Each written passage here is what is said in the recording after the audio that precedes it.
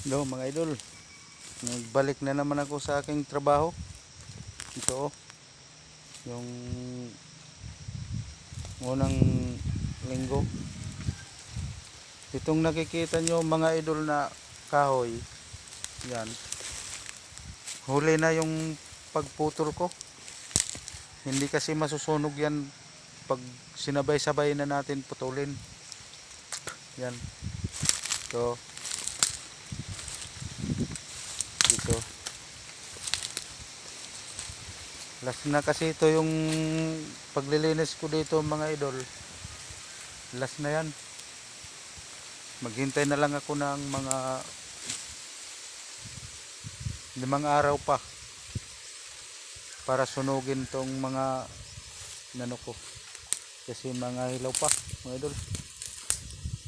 Yan, nahuli yung pagputol ko, babalikan ko na lang yan mga idol. Ito yan,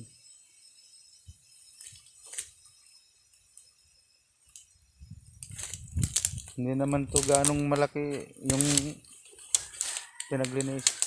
Tinabasan ko ng mga damo mga idol.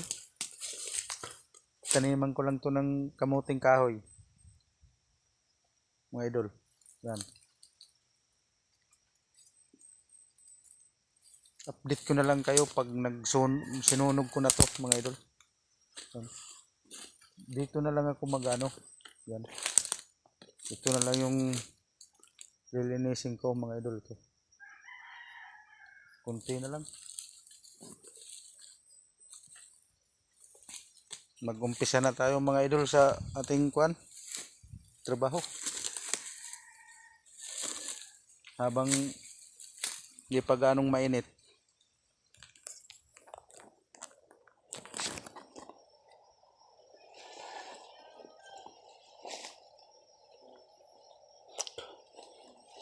Gamit tayo mga idol ng ganito para hindi mahirap naman kung hawakan natin, baka yung kamay natin yung mataga. Matalim pa naman to mga idol, oh, yung pangtabas.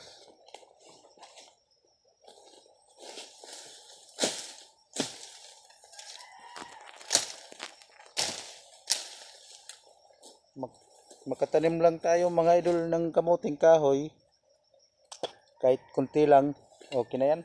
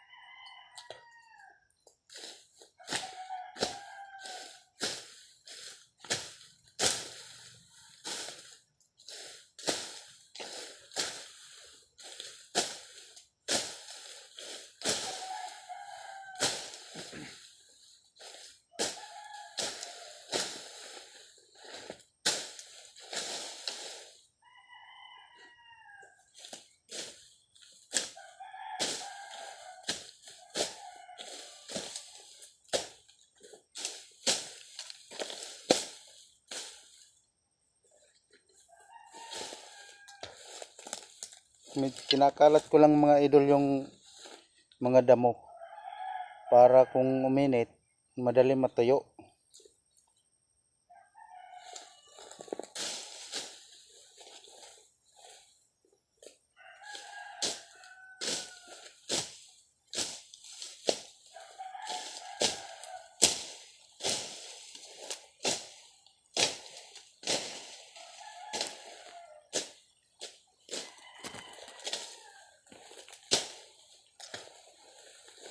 Ganito ako dito sa probinsya mga idol. Kung walang magpapakupra, magpasol ako ng pagtabas ng mga damo. Kung wala naman nagpapatrabaho, yung sarili kong taniman yung ginagawa ko.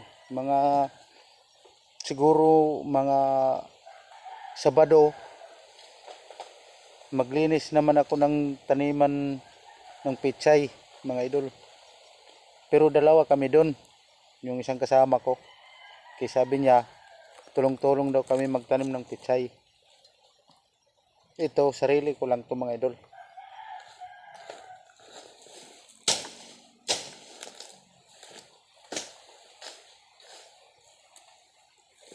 Wala naman dito mga idol, taniman ng palay.